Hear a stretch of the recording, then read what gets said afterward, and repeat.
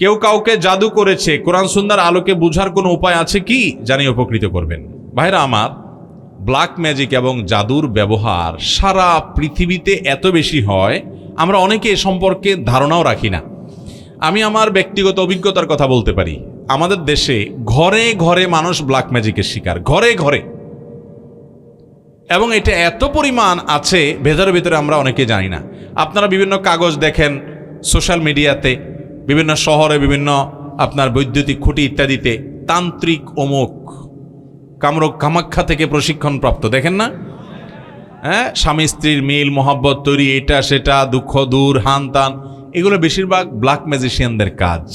এবং black magic এটা মানুষকে ধ্বংস করার জন্য ব্যবহার করা হয়, মৃত্যুর মুখে ঠেলে দেওয়ার জন্য ব্যবহার করা হয়। এটার বাস্তবতা আছে, এটার বাস্তবতা আছে। এবং এত বেশি এই বিষয়টা দৃশ্যমান, মানে দেখতে তো মনে হয় না যে এটা দেখার কোনো উপায় আছে, কিন্তু এটা আপনি যদি কোনো ব্ল্যাক ম্যাজিকের রুগীর কাছে যান এবং তার ট্রিটমেন্ট দেখেন, বিশেষ করে কোরআনের উপরে ঈমান আনার জন্য, আর কিচ্ছুর দরকার নাই। একজন ব্ল্যাক ম্যাজিকের রুগী, তাকে যদি কোরআন পড়ে ফু দেওয়ার পর ট্রিটমেন্ট হওয়ার দৃশ্য আপনি দেখেন, আপনার ঈমানের মিটার তরতর করে বাড়তে থাকবে। আমি আমার জীবনে বহু ঘটনা দেখেছি, একটি দুটি নয়। এবং আমার পরিচিত বন্ধুবান্ধব অনেককে নাম বললে আপনারাও চিনবেন, জাতীয় পর্যায়ে পরিচিত, নাম বললাম না, যারা জেনারেল শিক্ষিত ভাই, তাদের অনেকে আমাকে বলেছেন, ভাই মানে অলৌকিকতা তো অনেক রকমই হতে পারে, কিন্তু এরকম অলৌকিকতা দেখি নাই। এই কোরআনের মাধ্যমে আল্লাহ তাআলা ব্ল্যাক ম্যাজিক থেকে এইভাবে মানুষকে র্যাপিডলি, খুব দ্রুততার সাথে মানুষকে ট্রিটমেন্ট করান। অনেক রুগী আছে দেখবেন কোনো ট্রিটমেন্টে কাজ হয় না, কোনো ট্রিটমেন্টে কাজ হয় না। এগুলো বেশিরভাগ ব্ল্যাক ম্যাজিকের রোগী হয়। আমি আমার মসজিদের মহল্লার এলাকাতে এক ভদ্র মহিলা, বয়স অনেক কম, একটা বা দুইটা বাচ্চা হয়েছে, তিনি বিছানায় শয্যাশায়ী হয়ে গেছেন। 1 বছর আগের ঘটনা, নারায়ণগঞ্জ ভূমিপল্লী এলাকার।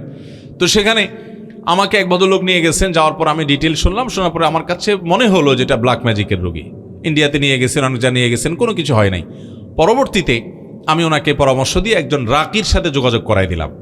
সেই রাকি, তাকে, রাকি মানে ঝাড়ফুঁক করে যারা কোরআন হাদিসের আলোকে, এটা যেহেতু আমার সাবজেক্ট নাই, সাবজেক্টে একজনকে আমি রেফার করে দিলাম। ওই আল্লাহর বান্দার ঝাড়ফুঁকের পর এই ভদ্র মহিলার বমি হয়েছে, এবং বমি থেকে দেখা গেছে ভেতর থেকে চুলে মোড়ানো একটা আপনার গোশতের টুকরো পাওয়া গেছে, রান্না করা গোশত, এটা চুল দিয়ে মোড়ানো। তা আমি আবার একজন ডক্টরকে দেখিয়েছি, যিনি চিকিৎসক পেশায়। বললাম, ভাই এটার ব্যাপারে আপনার কি, যে চুলে মোড়ানো? তিনি বললেন যে চুলে মোড়ানো এই জন্য যে চুল ডাইজেস্ট হয় না, হজম হয় না, এটা হজম হওয়ার কোনো উপায় নাই।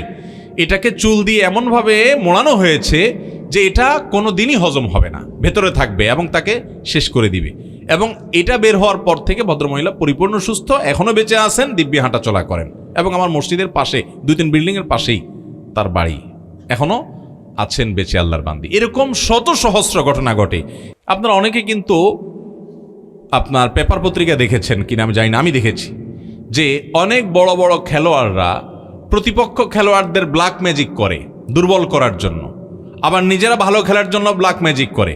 উত্তরবঙ্গে একটা খেলা আছে, পাতা খেলা, পেপার পত্রিকা প্রায় লেখালেখি হয়, গুগলে সার্চ দিলে পাতা খেলা দিলে দেখবেন চলে আসছে। আমি এটার উপরে বেশ পড়াশোনা করার চেষ্টা করেছি।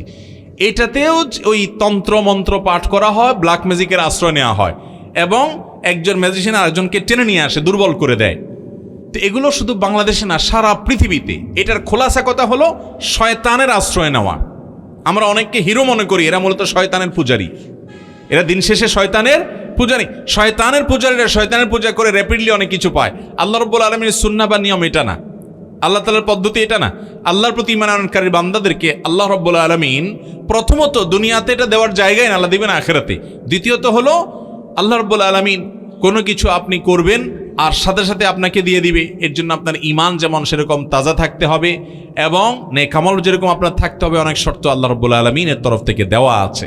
মোহতারাম হাজিরিন, খোলাসা কথা হলো ব্ল্যাক ম্যাজিকের রোগী ঘরে ঘরে, জনে জনে, ফ্যামিলিতে ফ্যামিলিতে। এটা আমরা অনেকে জানি না।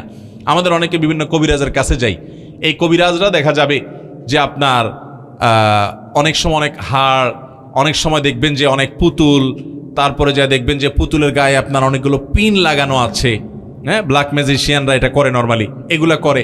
আপনি না বুঝে নিয়ে আসেন, চলে আসেন এবং ধ্বংসের দ্বার প্রান্তে নিয়ে যান। অনেক মানুষ অসুস্থ হয়ে যায়, অনেকে মৃত্যুর কোলে আস্তে আস্তে ঢলে পড়ে, অনেকের অনেক দিক থেকে, অনেক স্বামী স্ত্রীর মধ্যে মনোমালিন্য তৈরি হয়, অশান্তি তৈরি হয়। ভাইরা আমার, এই ব্ল্যাক ম্যাজিকের রোগী বোঝার উপায় কি? এক নম্বর কথা হলো যে কোনো ট্রিটমেন্টে কাজ হয় না, অস্বাভাবিক কিছু কর্মকাণ্ড দেখা দেয়, ঘুমের মধ্যে প্রচুর পরিমাণ খাওয়ার অভ্যাস আছে এবং প্রচুর পরিমাণে আপনার ব্ল্যাক ম্যাজিকের রোগী তাদেরকে দেখা যায় যে তারা ঘুম আসে, হাই আসে অনেক বেশি, সীমাহীন হাই আসে, মানে মাত্রাতিরিক্ত হাই আসে এরকম আরও অনেকগুলো বিষয়, বিশেষ করে যারা রুকিয়া করেন, ঝাড়ফুঁক করেন, এই বিষয়টি তারা আর অনেক ভালো বলতে পারবেন। অতএব এটা থেকে বাঁচার উপায় কি? খুব সহজ উপায় ভাই। এক নম্বর কাজ হলো সকাল সন্ধ্যার দোয়া কখনো ছাড়বেন না, কখনো ছাড়বেন না। বিশেষ করে কিছু দোয়া আছে রক্ষা কবচ, বিসমিল্লাহ আসমিহি 3 কুল, সূরা ইখলাস, সূরা ফালাক, সূরা নাস 3 বার সকাল, 3 বার সন্ধ্যা, বাসা বাচ্চাদেরকে শুকাই দিবেন, রাত্রে শোয়ার সময় এগুলো পড়ে পুরো শরীরে ফু দিবেন, ফু দিয়ে ঘুমাবেন। এবং টয়লেটে ঢুকেন, বের হন, বা বাসায় ঢুকেন, বের হন, এক কক্ষ থেকে আরেক কক্ষে যান, বিসমিল্লাহ ছাড়া কখনো ঢুকবেন না। বিসমিল্লাহ বলে হাদিসে আসছে শয়তান তার সাথে আর প্রবেশ করতে পারে না, এবং আল্লাহ তাআলা তাকে সেভ করেন। বাসাতে বের হওয়ার সময় বিসমিল্লাহি তাওয়াক্কালতু আল্লাহ পাঠ করেন। এবং কোরআনে কারীমের একটা অলৌকিকত্ব, বিশেষ পুরা কোরআনই অলৌকিকত্ব, এর ভিতরে একটা হলো সূরা বাকারা বাসায় তেলাওয়াত চালু করে রাখবেন। আমি আমার বাসার কথা বলতে পারি, অনেক সময় দেখি বাচ্চারা ঘুমায় না, অস্বাভাবিক আচরণ করে, ছোট ছোট বাচ্চারা। সূরা বাকারার তেলাওয়াত কিংবা কোনো রুকিয়া যখন চালায় করে রাখা হয় অডিও, দেখা যায় যে আস্তে আস্তে পরিবেশ শান্ত হয়ে যায়। আপনি নিজে আমল করে দেখতে পারেন। অতএব কোরআন তেলাওয়াত বাড়াতে হবে। আজ আমাদের ঘরগুলো থেকে কোরআন তেলাওয়াত চলে গেছে, কোরআন তেলাওয়াত আমরা করি না। আর সকাল সন্ধ্যা দোয়া জিকিরগুলো করবেন, সবসময় বাসা বাড়িতে ঢুকতে বিসমিল্লাহ পড়ে ঢুকবেন, এবং শয়তান কোনো সুযোগ পেতে পারে এরকম কোনো কাজ করবেন না। আল্লাহ তাআলা আমাদেরকে হেফাজত থাকার তৌফিক দান করুন। কোনো ব্যক্তি যদি কবিরা গুনাহ করতে করতে মারা যায়, তওবা করার সময় ছিল সে করেনি, আল্লাহ যদি তাকে জাহান্নামে দেয়, সে কি কোনোদিন জাহান্নাম থেকে বের হতে পারবে? অথচ কোরআনে সূরা সিজদা আয়াত নম্বর 20, সূরা জুমার আয়াত নম্বর 19, সূরা আলে ইমরান আয়াত নম্বর 24 ও 25 আল্লাহ পাক বলেছেন যে এরা কোনোদিন জাহান্নাম থেকে বের হতে পারবে না। আপনার মতামত জানতে চাই ভাইরা আমার। আল্লাহ বলেছেন তারা কখনো জাহান্নাম থেকে বের হতে পারবে না, এই কথা আল্লাহ বলেন নাই। কোরআনে এরকম কোনো কথা আল্লাহ তাআলা বলেন নাই। আল্লাহর কথা হিসাবে কোনো কথা যখন কোট করব আমরা, তখন খুব সাবধানতার সাথে কোট করতে হবে। কারণ আল্লাহর নামে যদি কেউ মিথ্যা কথা বলে, নবী করিম সাল্লাল্লাহু আলাইহি ওয়াসাল্লাম বলেছেন, মান কাযাবা আলাইয়া মুতাআম্মিদান ফালিয়াতাবাওয়া মাকআদাহু মিনান নার। আমার নামে কেউ মিথ্যা বললে তার ঠিকানা সে যেন জাহান্নামে নিশ্চিত জেনে রাখে, সে জাহান্নামের রিজার্ভেশন করে ফেললো টিকেটের। আল্লাহর নবীর নামে মিথ্যা বললে যদি এরকম ভয়াবহ হয়, আল্লাহর নামে মিথ্যা কত বড় ভয়াবহ হবে। এবার আসি মূল জায়গায়। যে আয়াতগুলো কোট করেছেন প্রশ্নকর্তা, সেগুলোতে বলা আছে খালিদিনা ফিহা বা এই জাতীয়, অর্থাৎ যেটার অর্থ হলো জাহান্নামে যাওয়ার কথা বলে আল্লাহ বলেছেন সেখানে সে চিরকাল থাকবে। এই যে জাহান্নাম থেকে আর কোনোদিন সে বের হবে না, বের হতে পারবে না, এরকম কথা আল্লাহ রাব্বুল আলামিন বলেন নাই। এখন কথা হলো চিরকাল থাকবে বলছেন, তো তার মানে তো আর বের হতে পারবে না? না, চিরকাল থাকবে বলছেন, এর মানে এটা সবসময় নাও হতে পারে। আমরা যাবজ্জীবন বলি না, যাবজ্জীবন। এই যাবজ্জীবন এর মানে সব সময়, সব ক্ষেত্রে, সব দেশে, সব সংবিধানে কিন্তু এই না যে একেবারে মৃত্যু পর্যন্ত, এটা লিমিটেড টাইম, এটাকে অনেক সময় যাবজ্জীবন বলা হয় অনেক ক্ষেত্রে, আবার কোনো কোনো ক্ষেত্রে আমৃত্যু। তো নবী করিম সাল্লাল্লাহু আলাইহি সাল্লামের হাদিসে, কোরআনে কারীম বিভিন্ন আয়াতে বিভিন্ন অপরাধী যারা কবিরা গুনাহে লিপ্ত হবে তাদের চিরকাল জাহান্নামে থাকার কথা বলা হয়েছে। এখানে চিরকাল বা আজীবন জাহান্নামে থাকার মানে একেবারে অনন্ত অসীমকাল কোনোদিন বের হতে পারবে না, এই ব্যাখ্যা মুসলিম স্কলার যারা ছিলেন নবী করিম সাল্লাল্লাহু আলাইহি সাল্লামের যুগ থেকে আজও পর্যন্ত, প্রায় সমস্ত মুসলিম স্কলারদের ব্যাখ্যা একটাই, সেটা হলো এখানে তারা কোনোদিনই বের হতে পারবে না, এ উদ্দেশ্য না। আহলুস সুন্নাহ জামাতের বিশ্বাস, আকীদা এটা না। এর একটা কারণ এটিও হতে পারে যে অপরাধগুলো যারা করেছে এটাকে হালাল মনে করে, বৈধ মনে করে আল্লাহর বিধানের প্রতি তোয়াক্কা না করে, তারা যদি কেউ আল্লাহর হালালকে হারাম মনে করে, হারামকে হালাল মনে করে, সেই ইমান থেকে খারিজ হয়ে যায়, সেই হিসাবে সে চিরকাল থাকতে পারে। বাট অপরাধ করেছে, অপরাধের বোধ ছিল, অপরাধ বোধ থাকার পরও সে স্থায়ী জাহান্নামী হবে না। নবী করিম সাল্লাল্লাহু আলাইহি সাল্লাম থেকে অসংখ্য হাদিস বর্ণিত হয়েছে। বুখারীর একটা হাদিস শুধুমাত্র উল্লেখ করি। নবী করিম সাল্লাল্লাহু আলাইহি সাল্লাম সর্বশেষ জাহান্নাম থেকে বের করা মানুষের কথাও হাদিসে বলেছেন যে কিভাবে তাকে বের করা হবে, তার দৃশ্য পুরা চিত্রায়ন করেছেন নবী সাল্লাল্লাহু আলাইহি সাল্লামের হাদিসে। অতএব বোঝা গেল জাহান্নামে একবার গেলে চিরকাল জাহান্নামে থাকবে, এই বিশ্বাসী হলো আহলুস সুন্নাহ জামাতের বাইরের কিছু সম্প্রদায়, মুতাজিলা সম্প্রদায়। এই মুতাজিলা সম্প্রদায়ের অস্তিত্ব আজ পৃথিবীতে খুব একটা নাই, কিন্তু আমাদের দেশে অনেকেই এই সম্প্রদায়ের এই বিশ্বাস ধারণ করেন। কোরআন বুঝতে হবে সাহাবা একরামের বুঝ অনুযায়ী, ব্যাখ্যা অনুযায়ী, নবী সাল্লাল্লাহু আলাইহি ওয়াসাল্লামের ব্যাখ্যা অনুযায়ী, সালাফে সালেহিনের ব্যাখ্যা অনুযায়ী। সেখানে ইসলামের ইতিহাসে 1400 বছরের যুগে সকল উলামা একরাম যে ব্যাখ্যা বুঝলেন, আমরা যা বুঝলেন, আমরা তার ভিন্ন কিছু বুঝলে সেটা কল্যাণের চাইতে অকল্যাণ বেশি হতে পারে এবং বিভ্রান্তির দিকে নিয়ে যেতে পারে। জেনারেল পড়ুয়ার ছাত্ররা কিভাবে হিফজ করে আগাতে পারে? জেনারেল শিক্ষিত ভাইয়েরা আপনারা হিফজ করবেন কিভাবে? আমি অনেক জেনারেল শিক্ষিত ভাইকে জানি যারা ব্যক্তিগত চেষ্টায় হিফজ করেছেন কোরআনে কারীমের। আর কোরআনে কারীমের হিফজ পুরাটাই করতে হবে, না হলে আপনি একেবারে হিফজ করার আর কোনো অপশন নাই, ব্যাপারটা এরকম না। আপনি চাইলে কোরআনের 1 পারা হিফজ করেন, 2 পারা হিফজ করেন।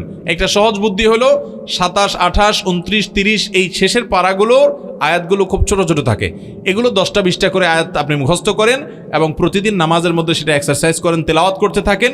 একটা সময় দেখবেন আপনি হিফজের দিকে আগায় গেছেন। এবং আরেকটা গুরুত্বপূর্ণ বিষয় হলো অনলাইনে অনেকগুলো হিফজ করার প্ল্যাটফর্ম আছে যারা শিক্ষিত ভাইদের জন্য, সেগুলো অনুসরণ করতে পারেন। অফলাইনে অনেকগুলো ভার্সন আছে, কোনো হাফিজ ছাত্রকে দিয়ে, হাফেজ উস্তাদজিকে দিয়ে মসজিদগুলোতে ছোটো ছোটো কোরআনের আসর করতে পারেন। আমাদের দেশে হাফেজ হইতে হলে মাদ্রাসায় ভর্তি হইতে হবে, এছাড়া আর কোনো অপশন নাই।